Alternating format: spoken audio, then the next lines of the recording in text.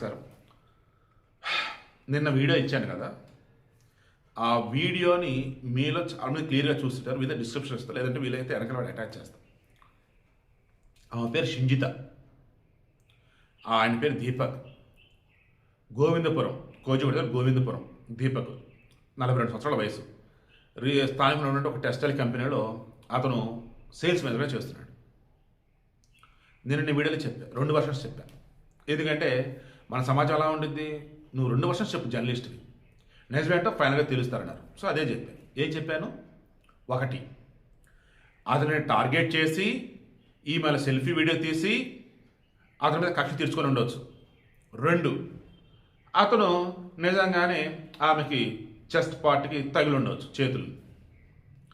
ఆ వీడియో చూస్తే క్లియర్గా తెలుస్తుంది ఏంటిది, అతను పైన ఎక్కడ పట్టుకోవాలో బస్సులో నిల్చొని ఉన్నాడు.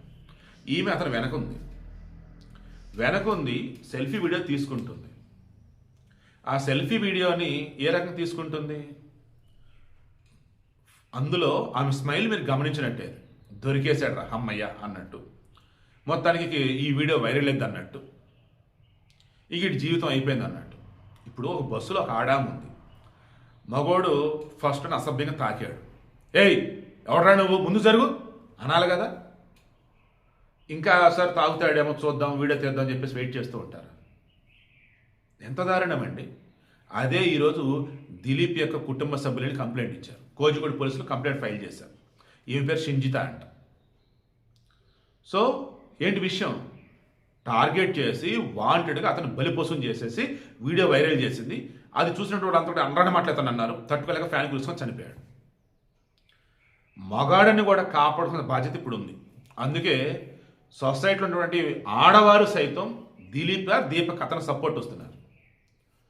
ఈ షింజితని వచ్చేసి జైల్లో పెట్టాలని అంటున్నారు. ఎందుకంటే ఇటువంటి వాళ్ళు మన సమాజంలో కుప్పలు ఉన్నారు, ఇటువంటి ఆడవాళ్ళు. ఎస్, మగవాళ్ళు కూడా ఉన్నారు, ఎదవలు ఉన్నారు, ఒప్పుకుంటున్నా. ఆడవారు వాళ్ళ పని వాళ్ళు చూసుకొని చక్కగా వెళ్ళాల్సిన వాళ్ళు. మగవాళ్ళు వచ్చి ఎదవలాగా తేడాగా బిహేవ్ చేస్తున్నప్పుడు వాళ్ళ తాట తీయాలి, ఒప్పుకుంటున్నా. కానీ ఆడవారు వ్యూస్ కోసం లేదన్నప్పుడు పబ్లిసిటీ కోసం ఒక మగవాడి జీవితాన్ని బలి చేయాలని చెప్పేసి ప్లాన్డ్గా ఆ రకంగా వీడియో షూట్ చేయటమా.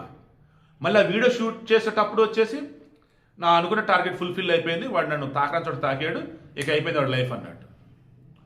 అదే బస్సులో ఉన్నావు కదా, తాకని చోట తాకాడు కదా, పెళ్ళుని లాగిపెట్టుకోట్టు, ఏం చేశారు నువ్వు అని.